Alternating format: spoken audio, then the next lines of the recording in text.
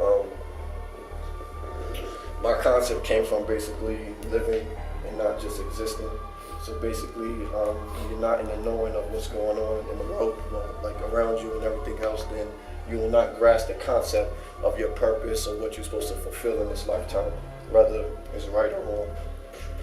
For the most part, I'm a spiritual person. I live for the truth and I'm not with it and I love it, so there's nothing for me to evade, but some people do it based on how they live, how they go about life, and things that are not far off. So basically, starting at the top is the God's throne, where His word and He doesn't change at all. But the fact that He's given, if you don't know how this world is set up, where your three enemies is basically your flesh, which would be like this. You're not living in your spirit, like this right here. The world outside of you, and then Lucifer himself. So Lucifer, this would be him. The picture I got from Lucifer was from my childhood. I used to play Streets of Rage, so I grabbed up Mr. X to play Lucifer. Basically, he has the chains and the shackles over the world. So basically, the chains and the shackles represent, like, you know what I mean? You're like you're trapped in. You don't really know what's going on till you like unlock this and unlock yourself. So to the left, which would be my right, I put Dr. Evil, because what he stands for was he was like a evil genius, pretty much. He took something which was universal and made something of it. Basically, he took his purpose where he wanted to go. I put Aleister Crowley because Aleister Crowley represents 666, the beast himself, the wickedest man on the earth. This is what a lot of people invoke today. If you don't know, a lot of your politicians, a lot of your favorite artists, from the Beatles down to probably Ronald Reagan and those not far off, they follow the teachings of Aleister Crowley, which is called Belina. For the most part, this is a lot of people, and this is a lot of people that live like this today. They don't know what's going on. You don't know what to do. You don't know how to act. You don't know how to operate. So a lot of times, it's not even based off instinct. You just going off what goes right, what's the current flow at the moment. So for the most part, you don't know how to adapt nor interpret yourself to people who know the truth and won't deceive you, or to a person who knows the truth but will deceive you. You're not open. So a lot of stuff that, like say, evil people could say, which could be intelligent, which they call the gnosis. I mean, they can say stuff to you, and if they don't tell you stuff like search and find or things like that, you'll take it for what it is because it sounds good. You know what I'm saying? Now, the people who live for truth, I pick my boy JFK not just because he's a playboy and all the things that are not far off from what I do, but for the most part, what he stood for, whether it was spiritual or just standing out, telling people the truth about the country that we live in nowadays. I mean, he's a very significant person to this American society. If you don't know about JFK, besides his adultery with Marilyn Monroe, you need to dig deeper to what really matters. He exposed the country that we live in today. If you don't know what they're up to, I picked Brother Malcolm not just because it's my brother Ray's inspiration, but I mean, he's definitely another person where, based on man-made religion, when you don't know no better about your spirituality and everything else not far off, it takes people to really understand and go into the depths of what's real and what's not.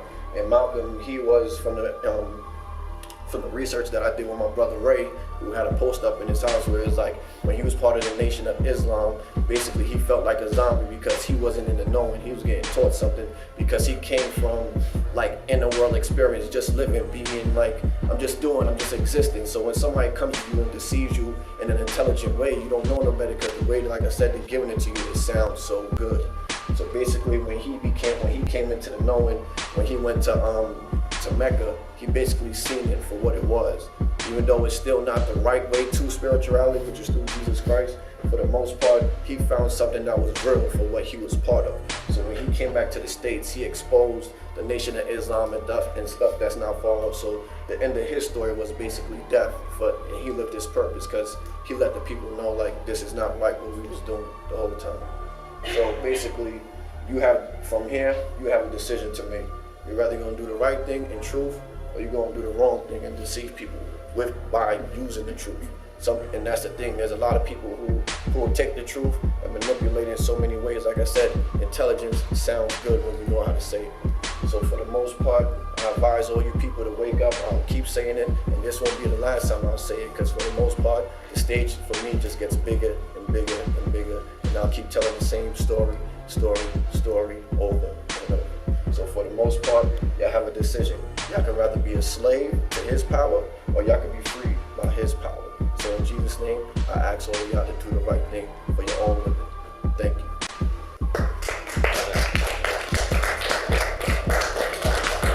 You know, in your speech and everything else. And there's also these contradictions, you know, and that's why I think I like it so much, is because, you know, as you were saying, like even in the beginning, you're saying, you know, Will, the human being got three enemies, you know, one of them being the flesh, right. But then later, you know, talking about JFK is the playboy and is the, like, yeah, you know, reappears. So, well, that's what I mean. I mean, it's like, I feel you on both sides, and right. But it is a contradiction too, like even associating with that, and like. Understandable, because at the same time, I have to explain that we humans by nature do have certain things about us, you know what I'm saying? So for the most part, you cannot really characterize somebody without giving the full character of who they are and what they stand for. So basically, to both sides, he actually chose a side to stand on, regardless of what he put himself through. So it's just like he came into the reality of, all right, I'm for the people, I'm for democracy, but behind closed doors, I'm dealing with the evilest people in the world. Sure. So for the most part, because it's affected me, and I'm telling the people that I'm living to like do for them, I have to let them know that by me doing for them, I got to tell you the truth about what's going on in the White House and things that are far off. So besides me being a playboy and everything else, like, let me tell you the truth about what's going on in our country. Sure. Yeah, absolutely. You know so even Dr. Evil, you know, it's a comedy, you know, part of that show, but he represents, you know, something. Right. Streets of Rage, it's a game. Well, I used to play it. And he's got that evil character, and then Malcolm X. There's all these sort of bits and pieces, you know. You got religion, video games, political figures, the unknown person, comedy. And it's all sort of meshing. For some reason, it kind of makes sense, you know, that they're all together, you know, in some way, or that there's some glue to that, you know, in some way. So that's what I'm interested in, as far as like, how does this all, and as you illustrated, it all revolves around this idea, you know, of this broken world or in chains. And, yeah, so I see the glue there, you know, somehow. And that's what's interesting to me, is all these contradictions. And you know.